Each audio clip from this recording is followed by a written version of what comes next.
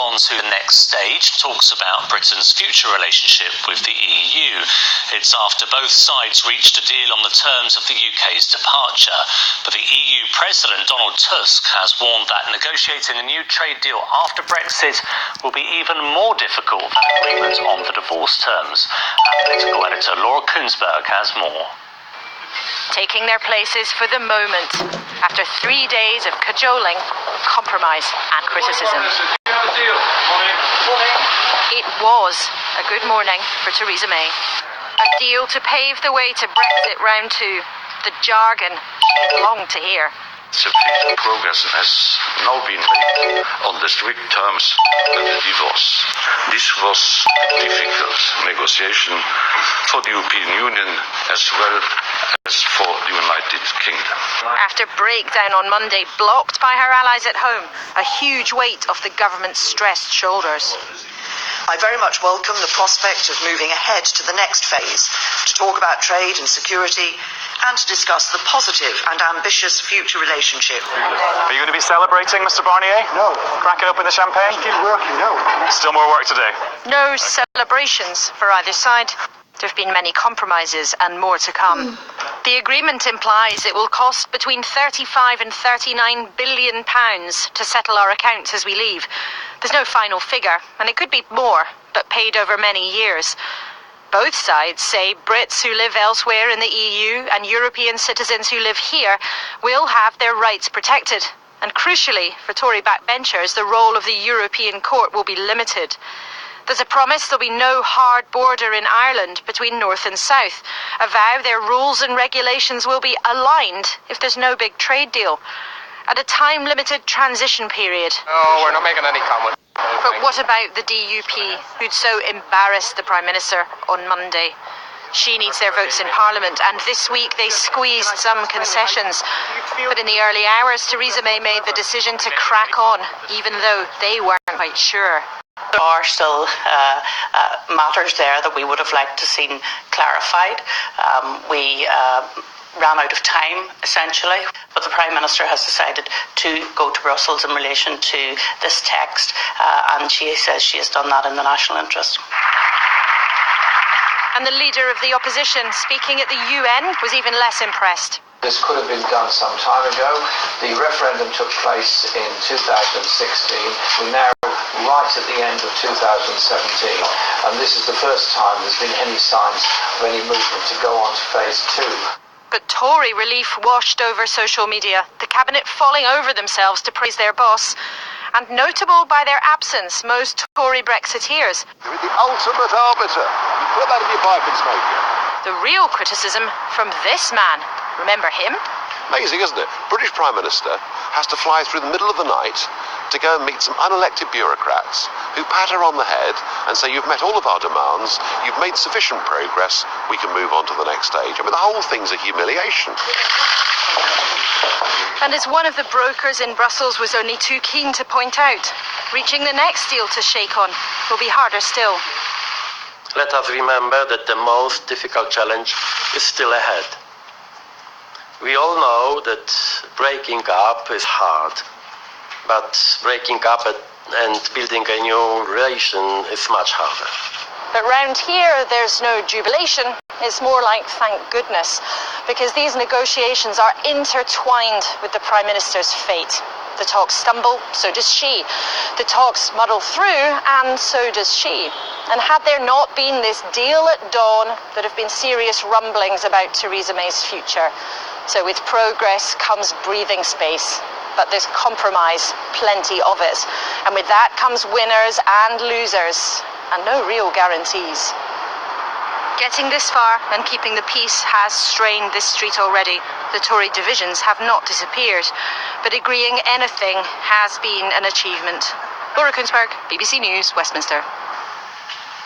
The US ambassador to the United Nations has accused the UN of anti-Israel bias and of damaging prospects for Middle East peace.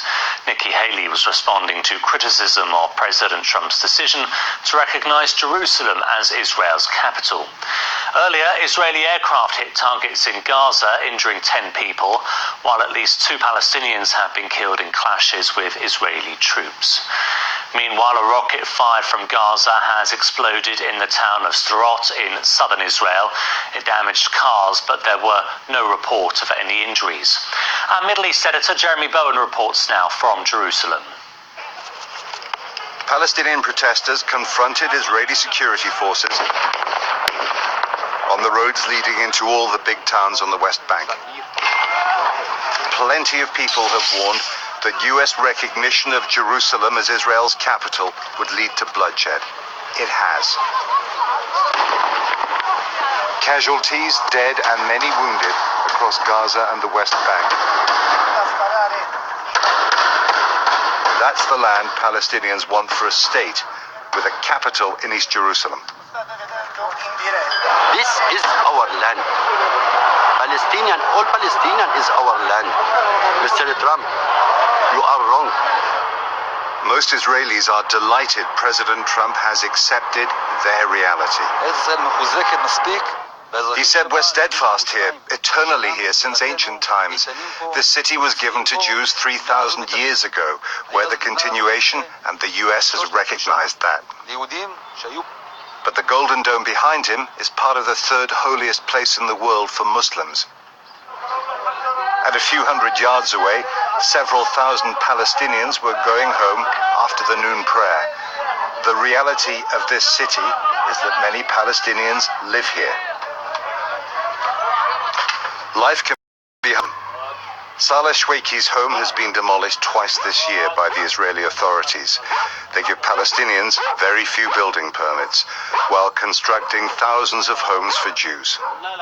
I born in this land, and my father and my grandfather, and I will dad in this place, did not leave it, not for Israelian, not for Jewish, and not for the United States. Palestinian areas of Jerusalem were quieter after Friday prayers than many expected.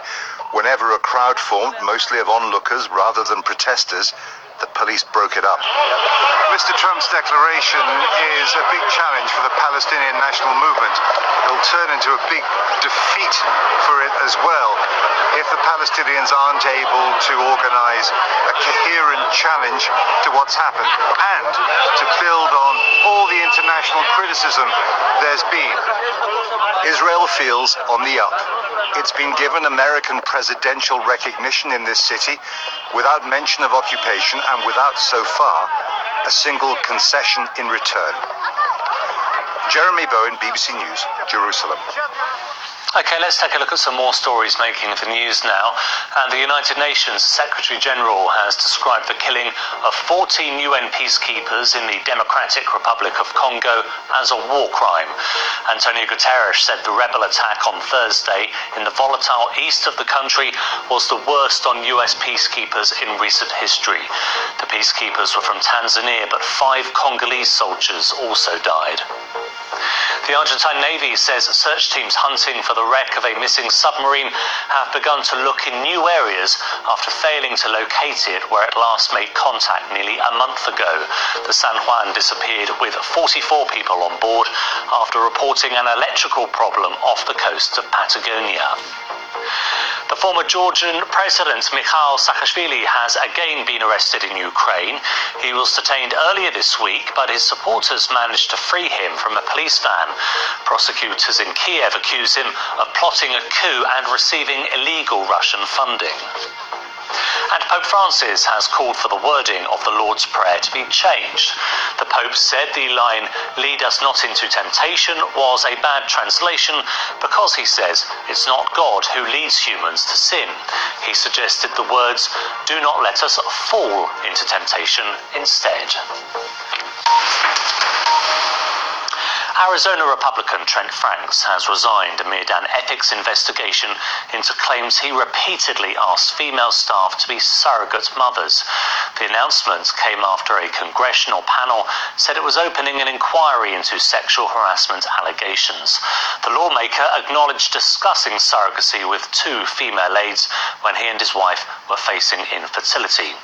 A short time ago, I got the latest on the resignation from our North America correspondent David Willis in Washington.